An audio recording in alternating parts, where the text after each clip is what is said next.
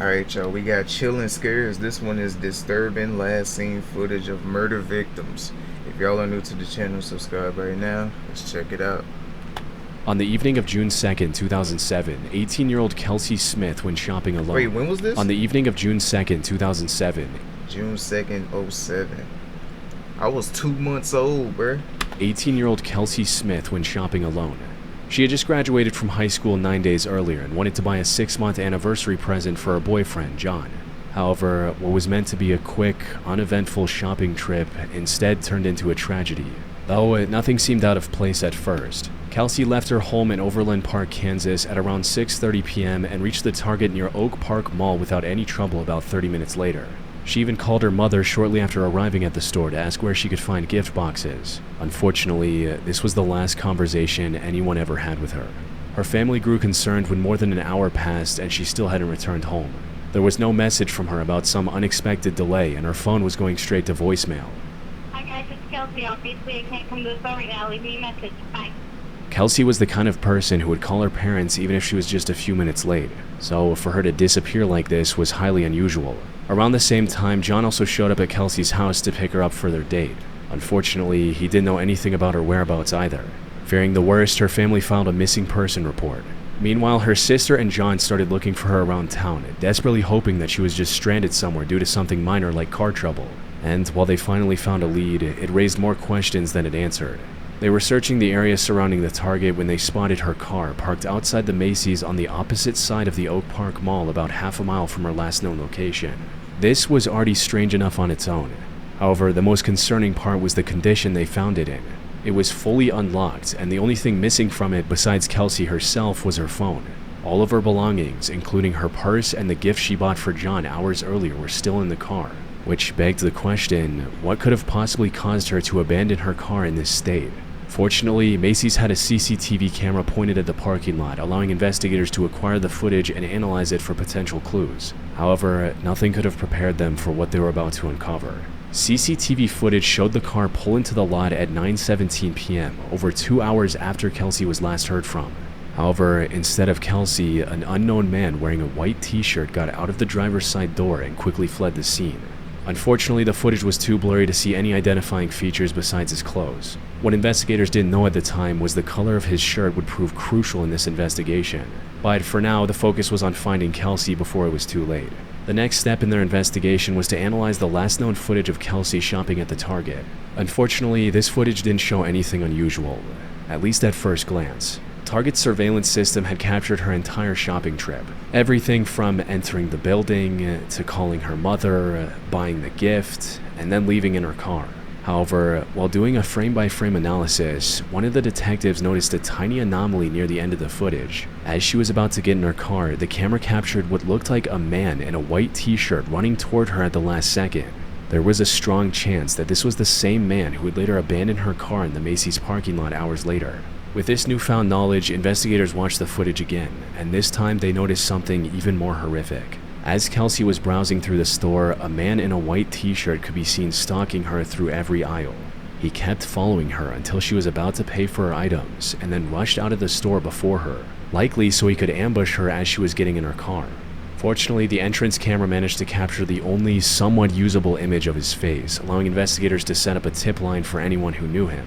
Another camera also captured the make and model of his truck when he arrived at the store minutes earlier. This narrowed down the search considerably. All they needed now was information on who this man was.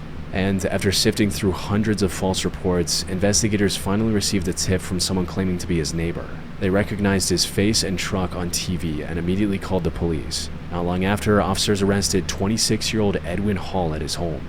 He was getting ready to leave the state for a supposed vacation with his wife and kids. Fortunately, officers were able to reach him before he fled.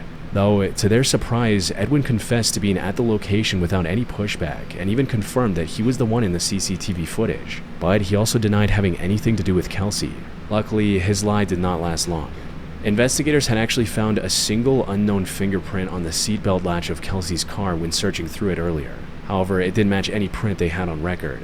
But with Edwin's arrest, they were able to take his fingerprints, which turned out to be a perfect match for the one found in Kelsey's car. The same day, police also found Kelsey's remains near a lake in Missouri, about 20 miles from the Target. none of which would have been possible if Kelsey's last shopping trip hadn't been captured by Target's surveillance system. Edwin was charged with the kidnapping and murder of Kelsey Smith and stood trial in July 2008. He pled guilty to all charges to avoid the death penalty and was sentenced to life in prison without the possibility of parole. Good. On the night of Valentine's Day 2017, a home security camera installed outside the house of 35-year-old Ellie Tran showed her returning home from work and pulling into the driveway, unaware that a dangerous stalker was hiding just outside the camera's view, waiting for the right opportunity to attack. As soon as she got out of the car, the stalker lunged at her from behind the bushes and tackled her to the ground before running away on foot just seconds later. And while Ellie looked mostly unharmed at first, the attacker had actually injected her with a cyanide-filled syringe while she was on the ground, which, for those who don't know, is one of the deadliest poisons on Earth. What made this situation even worse was the fact that this wasn't a crazed stalker or a random serial killer. Instead, this was 30-year-old Joseph Merlino III, Ellie's ex- Yeah, I ain't gonna lie, he looked like a threat. Y'all can't tell me he don't look like a threat. boyfriend and someone she had a 2-year-old daughter with. The two got into a relationship sometime in late 2013, and things started off quite well. However, Joseph started becoming aggressive when Ellie became pregnant and invited her parents to live with her. You see, Ellie had actually immigrated to the US from Vietnam before meeting Joseph. She wanted to build a stable life in the US with Joseph and their child, but she also wanted her parents to be a part of this new life. So, in 2014, she flew her parents to the US and gave them a place at her and Joseph's home. This became a major point of contention between the couple, with Joseph becoming more and more aggressive with each passing day. Things escalated to the point of physical violence by mid-2016, forcing Ellie to break up with Joseph and get a restraining order against him. She also kept full custody of their daughter. However, Ellie knew that Joseph wasn't going to leave her alone so easily. She lived in constant fear that he would one day show up and take their daughter from her, which was the only reason she installed security cameras both inside and outside her home. But even Ellie couldn't have predicted the lengths Joseph was willing to go for revenge. Immediately after the attack on February 14, Ellie tried to get inside and call 911. She didn't know exactly what had happened, but she knew he had injected something into her leg. But she passed away before making that call. Luckily, her mother saw everything, including Joseph's face as he was running away. She called emergency services and Ellie was rushed to a nearby hospital. Unfortunately, it was already too late. Cyanide prevents cells from using oxygen, which is needed to keep them alive. The cells can no longer produce energy, and vital organs like the heart and brain start failing rapidly, leading to a state of internal suffocation, even if the person is breathing. By the time Ellie reached the hospital, she had already suffered severe brain damage. She was pronounced brain dead shortly afterward, forcing her parents to make the painful decision of cutting off her life support. The home security footage, alongside the statement from Ellie's mother, allowed investigators to zero in on Joseph and arrest him just 3 days later on February 17. They also searched his home and found several other dangerous items like guns and materials for making explosives. However, despite the evidence, Joseph tried to claim that he was in a different city on the night of the murder and that the person in the home security footage was someone else. However, the prosecution didn't believe any of it. Phone records proved that his statement about being in a different city was a complete lie. More importantly, prosecutors were able to prove that the murder was fully premeditated. Forensic analysis of his internet traffic revealed that leading up to the crime, he had searched terms like, how many milligrams of cyanide will kill you? What if cyanide gets in the bloodstream? And what if cyanide gets injected? Investigators were also able to track down the people he purchased cyanide and the syringe from on marketplaces like eBay and Etsy. However, the most damning evidence proving his sinister motives came from an incident that happened back in December 2016. According to Ellie's mother, Ellie was coming home from work one day when suddenly a man approached her and threw an unknown chemical on her. Thankfully, the chemical only burned her hair and caused minor burns on her scalp, allowing her to recover without any permanent injuries. Ellie later told her mother that she believed the attacker was Joseph. This showed that Joseph was coming up with ways of harming Ellie even before the lethal attack. Joseph, however, stayed adamant that he was innocent and even went on a hunger strike for a few months before his trial. Prosecutors believe he did this to lose a lot of weight and look significantly different from how he looked in the security camera footage, possibly hoping to trick the jury into handing out an innocent verdict. Unfortunately for him, this plan failed as well. He stood trial in December 2018 and was sentenced to life in prison. Good. On the 12th of May 2022, a government inspector was doing a land survey in the wooded area surrounding the National Guard Armory in Wadesboro, North Carolina. But partway through the survey, the inspector discovered the last thing he was expecting behind the armory, a complete human skeleton. The only other items nearby were a black top and a pair of women's leggings, indicating that this skeleton likely belonged to a woman. Further inspection of the remains also confirmed that she had likely passed away somewhere between 9 months and a year ago.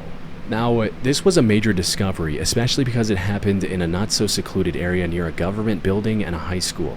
There was also a strong chance that this person either got lost in the woods or was placed there by someone trying to hide their crime.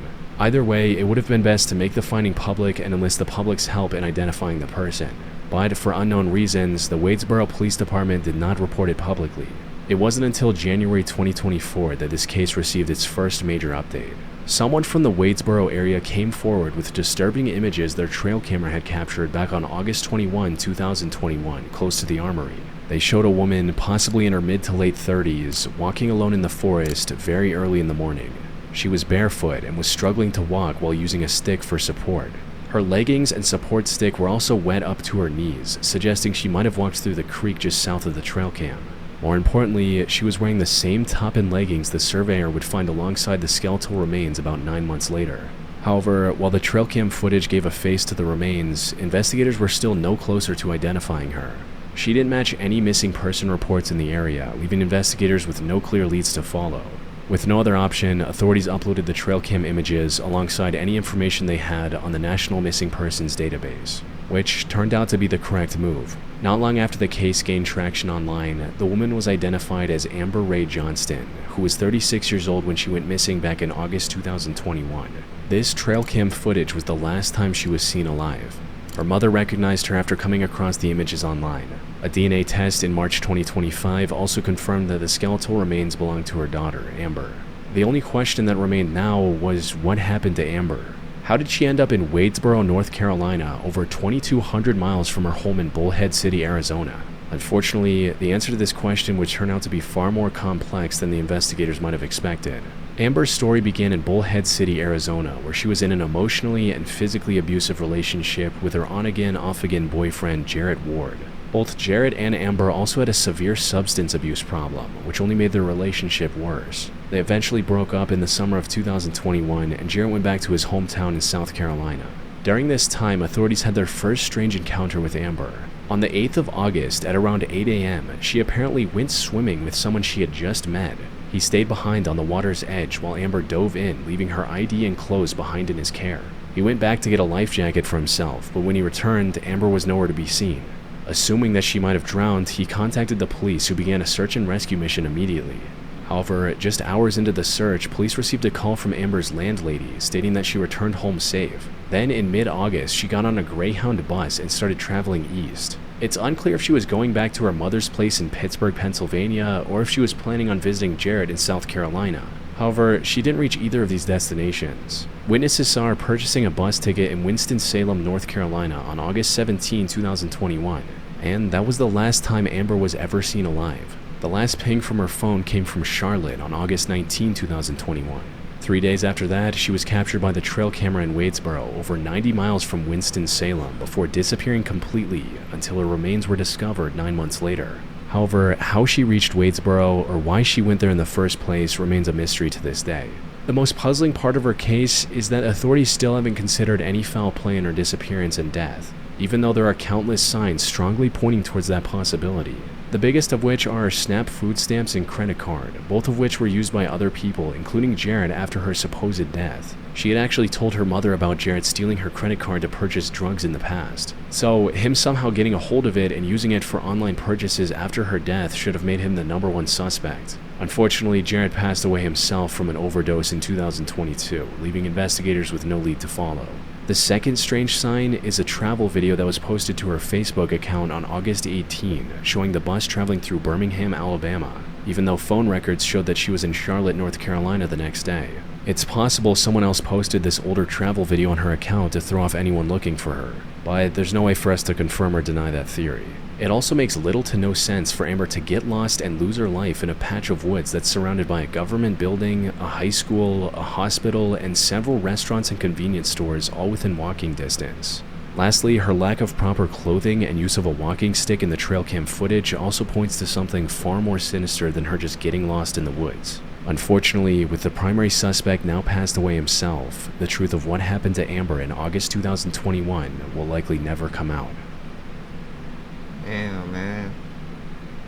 On the morning of January 25, 2019, Elizabeth Barraza, known to her friends as just Liz, woke up early to set up a garage sale outside her suburban home in Tomball, Texas. She lived there with her husband Sergio, and the two had been happily married for nearly 5 years. Their 5th anniversary was also just a few days away, and they had planned to spend the occasion visiting Universal and Disney parks in Florida. They were both massive fans of franchises like Harry Potter and Star Wars, so this was the perfect plan for their special day. Tragically, Liz never lived to see this day she had been looking forward to. As she was setting up the garage sale, security cameras from around the neighborhood captured a black truck driving in and parking a few lots down from Liz's house. The driver of this truck then got out, approached Liz in her driveway, and started talking to her about something at around 6:58 a.m. Her doorbell camera recorded her saying good morning to this person in a way that made it seem like she didn't know who they were. But then, just a few seconds later, unprompted, the person took out a firearm and opened fire, shooting Liz 4 different times before running back to their truck and driving away. 3 different neighbors called 911 seconds after hearing the gunshots. First responders arrived just a few minutes later and rushed Liz to a nearby hospital. Unfortunately, the damage was too severe, resulting in her passing away shortly after arriving. The video footage captured the whole incident, but it wasn't clear enough to pick up any identifying features. However, as the investigation went on, the biggest issue that confused the authorities was the complete lack of a logical motive. First of all, this wasn't a robbery or something along those lines. The killer didn't take anything and just ran off after committing the crime. More importantly, the way they made sure to shoot her one more time after she had already fallen to the ground made it seem like this was a deliberate hit, almost as if someone had sent a hitman after her. However, investigators couldn't find any reason why someone would do that. Everyone who knew Liz described her as the brightest person they knew.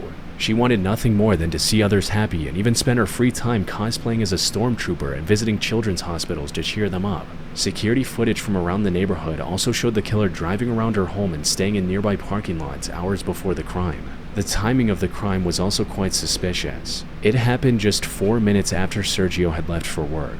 Whoever the killer was, they knew the couple's schedules. Liz had also not told anyone about the garage sale beforehand, so there was no way for some random person to know that she would be alone outside at that time. This precise timing pretty much ruled out the possibility of a serial killer taking advantage of the opportunity, bringing authorities back to square one.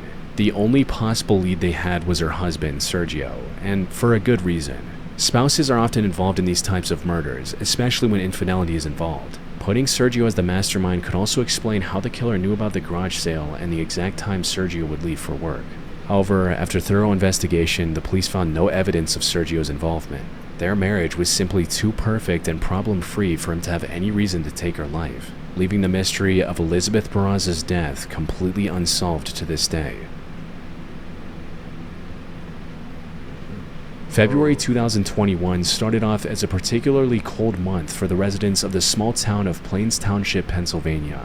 A blizzard the night before had deposited over 30 inches of snow across the region, forcing most of its residents to shovel snow from their driveways if they wanted to get their cars out. However, for a local couple, 50-year-old James Goy and 48-year-old Lisa Goy, this simple activity proved lethal when they got into an argument with their neighbor across the street named Jeffrey Spade. The fight had started with Jeffrey accusing the couple of dumping snow too close to his house. A home security camera outside James and Lisa's home captured the argument as it escalated, with both groups hurling increasingly demeaning insults and curses at each other. In the heat of the moment, Jeffrey threatened the couple's lives before returning to his home. Normally, this would have been where the argument ended. However, Jeffrey had something much more drastic in mind. Seconds later, he came back with a firearm and opened fire, hitting the couple multiple times. He kept shooting until he ran out of ammunition. But after seeing that both James and Lisa were still alive, he went back inside and returned with a different firearm and took their lives at point-blank range. By the time first responders arrived at the scene, both Lisa and James had already passed away. But that wasn't all. Police entered Jeffrey's home to arrest him for his crime. However, Jeffrey, understanding the drastic, irreversible decision he had just made, likely didn't want to spend the rest of his life behind bars. So, after ending James and Lisa, he ended everything for himself as well, ending the investigation before it even began. On the morning of February 12, 1993, Denise Bolger was visiting the New Strand Shopping Center in Bootle, England with her 2-year-old son, James. At one point during shopping, she let go of James's hand for a split second to pay. But when she looked back, James had vanished without making a sound. In a panic, she immediately began looking for him, hoping that he was just wandering around the shopping center. However, James was nowhere to be found. She also called the police, who arrived within minutes and started searching for James in the streets surrounding the area. Over the next 2 days, more than 100 officers searched the streets of Bootle while helicopter teams searched across the canal. Unfortunately, despite their combined efforts, they didn't find a single clue that could lead them to James. However, what looked like a simple missing child case at first would turn out to be one of the most disturbing crimes of the 20th century. The truth came out on February 14th when a group of young boys discovered James's remains on a railway track 2.5 miles from the shopping center.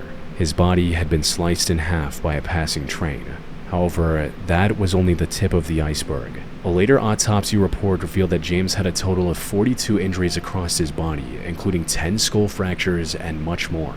While the graphic details of James's state are too gruesome for YouTube, they can only be described as an act of pure, inhuman cruelty. Someone had spent a long time inflicting pain on the poor boy before he inevitably passed away from the injuries. However, the most shocking revelation of the case was yet to come. With the discovery of James's remains, the focus then shifted to uncovering and catching the person or persons responsible. Fortunately, the shopping center had CCTV cameras around the facility, and after scouring through the footage, investigators finally found their first solid lead. One of the cameras had captured the culprit taking James out of the shopping center, but it wasn't an adult as most would have suspected. Instead, James was seen being led away by 2 strikingly young boys. Footage from other cameras showed the 2 boys just hanging around the shopping center and shoplifting things like candy, toys, and paint. Then, at 3:42 p.m., they guided James away from his mother and took him outside. But there was no way for the investigators to identify the 2 boys on their own, so they released some of the enhanced footage on TV, resulting in a woman recognizing them and calling the station. On February 18, 6 days after James's murder, police arrested 10-year-old John Venables and Robert Thompson from their homes. What followed was an extensive 20-hour-long interrogation where the 2 initially tried to deny everything. But after some pressure, John buckled and confessed, stating, "I killed James. I did it. We did it. Will you tell his mom I'm sorry?" Police also interviewed around 38 witnesses who saw James with John and Robert that evening to get a full picture of what happened. John and Robert skipped school on February 12th and went to the shopping center with the express purpose of abducting a child. As one of them later confessed, they were planning to take James near a busy road and push him into oncoming traffic. But somewhere between taking him from his mother and going out, their plan took a turn for the worst. They took him to the railway track instead. Once alone, they forced James to endure the unimaginable until he finally passed away. They then dragged his remains onto the train tracks to make his death look like an accident before going back home. Because they demonstrated a clear understanding of the wrongness of their crimes, John and Robert faced a full adult trial in November 1993, and the evidence against them was overwhelming. Investigators found drops of James's blood on their clothes, imprints of their shoes on his body, and much, much more, leaving no doubt about their guilt. They were found guilty and became the youngest convicted murderers of the 20th century. Though, despite their adult trial, their sentence was still in line with their age. They were sentenced to indefinite detention with a minimum of 8 years behind bars. After 8 years, in 2001, John Venables was released with a new identity to protect him from public retribution. But he has been repeatedly recalled to prison for breaching his parole conditions and was found to still pose a danger to children. Robert Thompson remains free on license and has not been known to reoffend since his initial release.